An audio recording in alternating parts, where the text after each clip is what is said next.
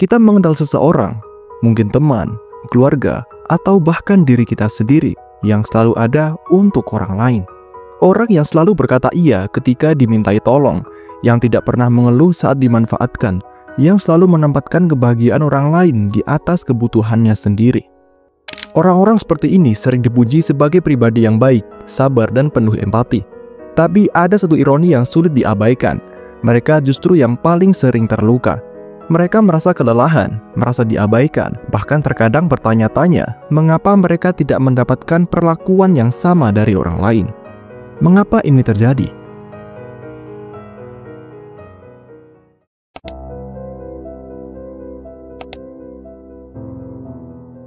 Dalam psikologi, perilaku ini disebut self-sacrificing behavior atau perilaku mengorbankan diri. Orang yang memiliki kecenderungan ini seringkali merasa bertanggung jawab atas kebahagiaan orang lain, bahkan jika itu berarti mengabaikan dirinya sendiri. Mereka percaya bahwa dengan memberi lebih banyak, mereka akan lebih dihargai, lebih dicintai, atau setidaknya bisa menghindari konflik dan penolakan. Namun, realitasnya tidak selalu seperti itu.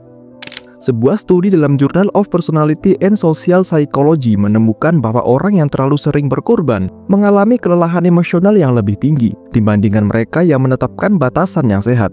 Kelelahan ini bukan hanya tentang merasa capek secara fisik, tetapi juga kelelahan mental. Keadaan di mana seseorang merasa kosong, tidak dihargai, dan kehilangan jati diri karena terus-menerus memprioritaskan orang lain. Dalam beberapa kasus, perilaku ini tidak datang dari niat tulus, melainkan dari kebutuhan yang lebih dalam, keinginan untuk diterima dan dicintai. Hal ini berkaitan dengan fawning response, salah satu respons psikologis terhadap stres selain fight, flight, atau freeze. Orang yang memiliki fawning response akan mencoba menyenangkan orang lain sebagai cara bertahan hidup.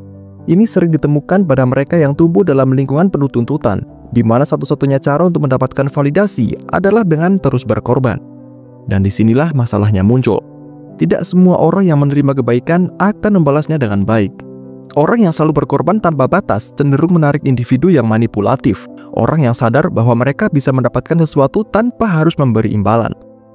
Dalam lingkungan yang tidak sehat, perilaku ini seringkali berujung pada gaslighting, di mana seseorang dimanipulasi untuk meragukan realitasnya sendiri. Contohnya, jika seseorang yang selalu berkorban mulai merasa kelelahan dan meminta sedikit ruang, mereka mungkin akan mendapatkan respon seperti, "Kok kamu berubah? Aku kira kamu orang yang baik." Atau lebih halus, "Aku nggak pernah minta kamu melakukan semua ini. Kamu sendiri yang mau." Kata-kata seperti ini secara tidak langsung membuat mereka merasa bersalah karena mencoba menetapkan batasan. Padahal, dalam hubungan yang sehat, seseorang harusnya bisa memberi dan menerima tanpa merasa dipaksa atau dimanfaatkan. Dalam teori psikologi sosial, ada konsep yang disebut norm of reciprocity, sebuah norma yang menyatakan bahwa manusia cenderung terdorong untuk membalas kebaikan dengan kebaikan.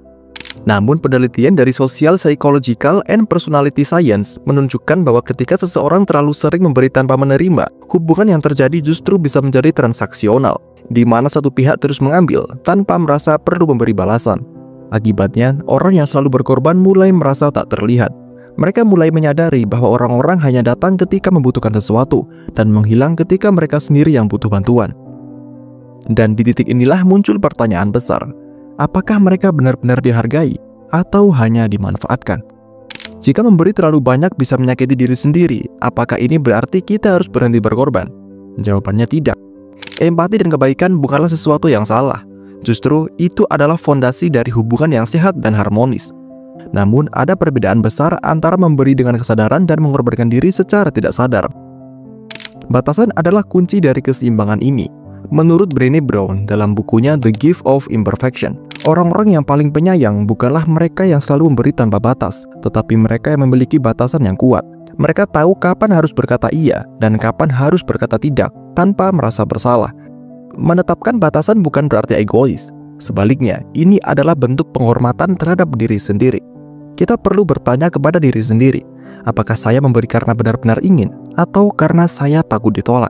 Apakah saya merasa dihargai atau justru merasa dieksploitasi? Apakah saya juga mendapatkan kebahagiaan dari memberi atau justru merasa lelah dan kehilangan diri sendiri? Ketika kita mulai menetapkan batasan, orang-orang yang hanya ada untuk memanfaatkan kita akan pergi. Tapi orang-orang yang benar-benar menghargai kita akan tetap tinggal.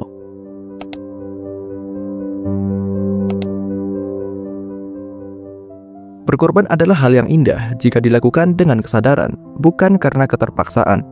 Memberi adalah hal yang baik jika dilakukan dengan keseimbangan, bukan karena ketakutan. Jika kita sering merasa terluka karena terlalu banyak berkorban, mungkin saatnya bertanya, apakah kita memberi karena benar-benar ingin memberi, atau karena kita takut kehilangan kasih sayang orang lain jika kita tidak melakukannya? Pada akhirnya, kebaikan yang sehat bukanlah tentang mengorbankan diri tanpa batas. Ini tentang memberi dengan kesadaran, menjaga keseimbangan, dan memahami bahwa kita juga layak untuk menerima.